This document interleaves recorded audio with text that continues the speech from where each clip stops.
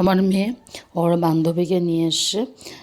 ওর যে নতুন বন্ধু হয়েছে খরগোশ, তো ওকে দেখানোর জন্য এই যে ওর বান্ধবী ওকে স্কুল থেকেই ধরে নিয়ে চলে এসেছে বাসের থেকে নেমে, ওকে আর বাড়িতে যেতে দেয়নি। আর এই যে ছাদে গিয়ে গিয়ে এই যে খরগোশ নিয়ে খেলা করছে। যেহেতু একা থাকে বাড়িতে, বাড়ির থেকে বাইরে বেরোয় না, কোথাও যায় না, তো ওর ভালো লাগে না একা একা। তো ওই জন্য আমাকে অনেক দিন ধরেই বায়না করছিল, মা একটা খরগোশ এনে দেবে।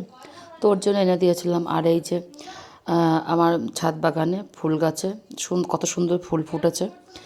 তারপর ওই যে ওর ফ্রেন্ডকে নিয়ে ও খেলা করছিল। আর আমার টমাটম গাছে কিন্তু এই যে ছোট্ট ছোট্ট ওই যে ফুল এসেছে। কবে টমাটম হবে জানি না, যখন টমাটম হবে তোমাদেরকে অবশ্যই দেখাবো যে টমাটম হয়েছে। আর এই যে ছোট্ট একটা গোলাপ লাগিয়েছি, দেখা যাক কবে কী হয়।